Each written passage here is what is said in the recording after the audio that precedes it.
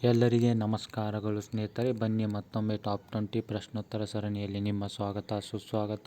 ಈ ಟಾಪ್ 20 ಪ್ರಶ್ನೋತ್ತರ ಸರಣಿಯನ್ನು ಹಿಂದಿನ ಪ್ರಶ್ನೆ ಪತ್ರಿಕೆಯಿಂದ ಆಯ್ಕೆ ಮಾಡಲಿರುವ ಪ್ರಮುಖ ಪ್ರಶ್ನೋತ್ತರಗಳಾಗಿವೆ ಸ್ನೇಹಿತರೆ. ಇದು ಮುಂಬರುವ ಕಾಂಪಿಟೇಟಿವ್ ಎಕ್ಸಾಮ್ಗೆ ಬಹುಮುಖ್ಯವಾದ ಪ್ರಶ್ನೋತ್ತರಗಳಾಗಿವೆ ಸ್ನೇಹಿತರೆ.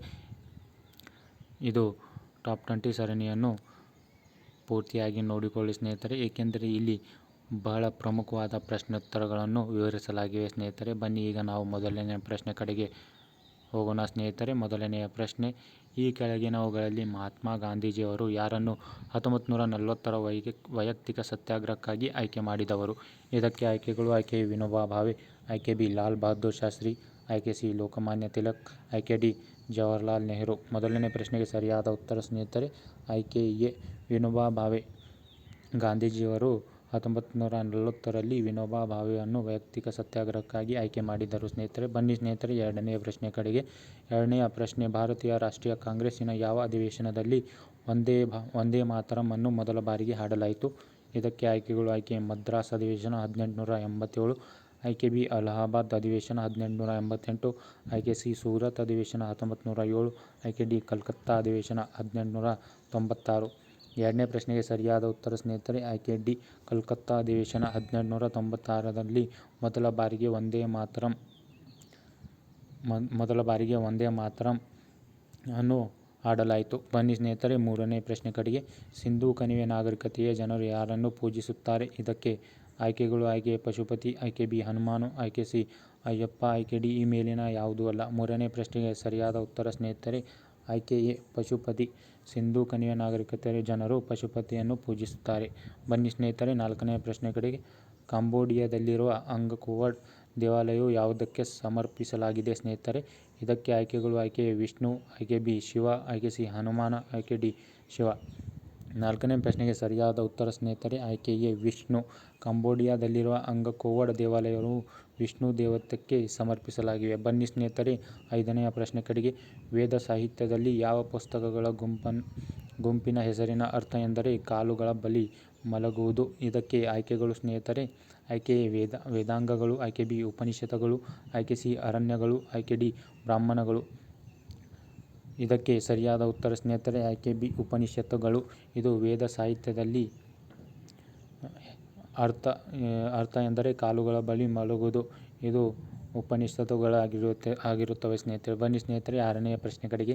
ಭೌತಶಾಸ್ತ್ರದಲ್ಲಿ 2019ರ ನೊಬೆಲ್ ಪ್ರಶಸ್ತಿಯನ್ನು ಯಾವ ಕ್ಷೇತ್ರದಲ್ಲಿ ಕಂಡುಹಿಡಿದಕ್ಕಾಗಿ ನೀಡಲಾಗಿದೆ? ಆರನೇ ಪ್ರಶ್ನೆಗೆ ಆಯ್ಕೆಗಳು ಸ್ನೇಹಿತರೆ ಆಯ್ಕೆ ಲೇಸರ್, ಆಯ್ಕೆ ಬಿ ಗುರುತ್ವಾಕರ್ಷಣ ಅಲೆಗಳು, ಆಯ್ಕೆ ಸಿ ವಿಶ್ವವಿಜ್ಞಾನ, ಆಯ್ಕೆ ಡಿ ನ್ಯೂಟ್ರಿನ್ ಆಂದೋಲನಗಳು. ಆರನೇ ಪ್ರಶ್ನೆಗೆ ಸರಿಯಾದ ಉತ್ತರ ಸ್ನೇಹಿತರೆ ವಿಶ್ವವಿಜ್ಞಾನ.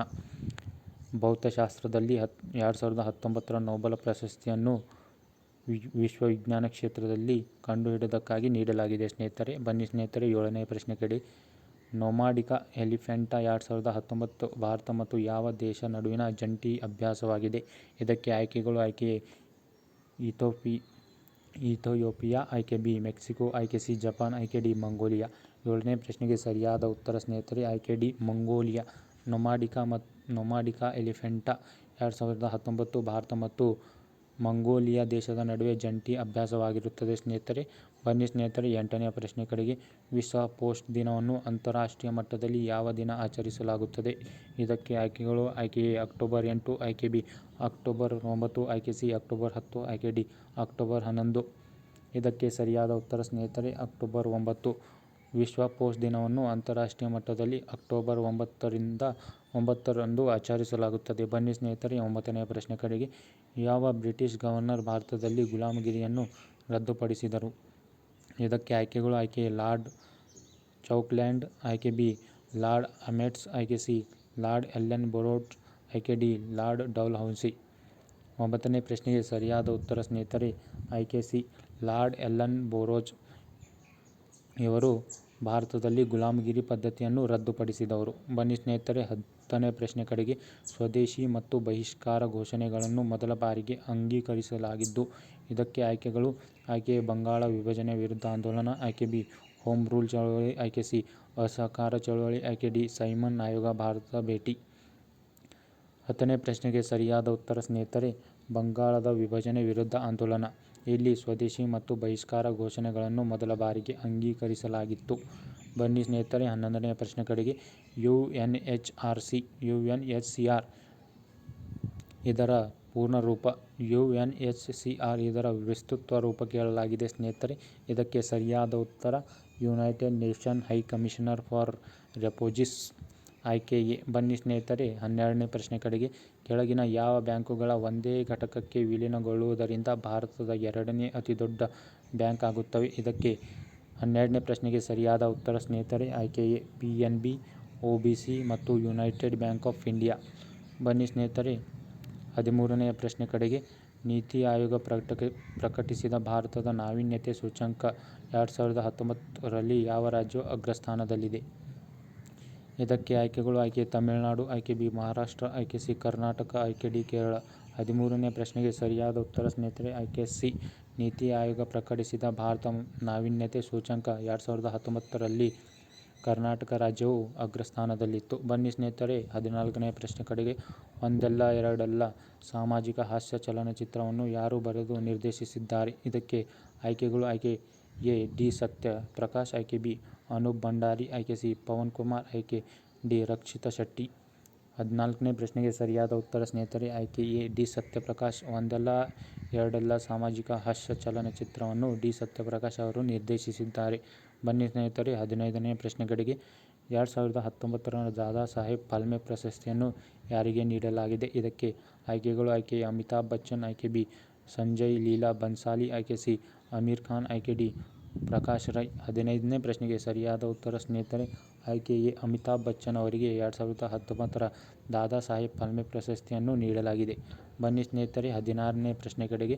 ಮೊದಲ ಕನ್ನಡ ಚಲನಚಿತ್ರ ಯಾವುದು ಎಂದು 16ನೇ ಪ್ರಶ್ನೆಯಲ್ಲಿ ಕೇಳಲಾಗಿದೆ ಸ್ನೇಹಿತರೆ.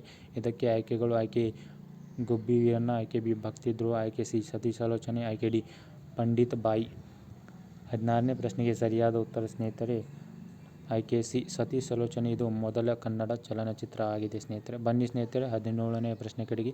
ಕೇಂದ್ರ ಸರ್ಕಾರ ಆರಂಭಿಸಿದ ಸ್ವಯಂ ಯೋಜನೆಯು ಏನನ್ನು ಒದಗಿಸುವ ಗುರಿಯನ್ನು ಹೊಂದಿದೆ? ಇದಕ್ಕೆ 17ನೇ ಪ್ರಶ್ನೆ ನೋಡಿ ಸ್ನೇಹಿತರೆ. ಕೇಂದ್ರ ಸರ್ಕಾರ ಆರಂಭಿಸಿದ ಸಮನ್ ಯೋಜನೆ ಇದು ಏನನ್ನು ಒದಗಿಸುವ ಗುರಿಯನ್ನು ಹೊಂದಿದೆ? ಇದಕ್ಕೆ ಆಯ್ಕೆ ಎ ವೃದ್ಧಾಪ್ಯ ಆರೋಗ್ಯ ರಕ್ಷಣೆ, ಆಯ್ಕೆ ಬಿ ಗರ್ಭಿಣಿ ಮಹಿಳೆಯರ ಆರೋಗ್ಯ ರಕ್ಷಣೆ, ಆಯ್ಕೆ ಸಿ ಮಹಿಳೆಯರಿಗೆ ಶಿಕ್ಷಣ, ಆಯ್ಕೆ ಡಿ ನಿರುದ್ಯೋಗಿಗಳಿಗೆ ಕೌಶಲ್ಯಗಳು.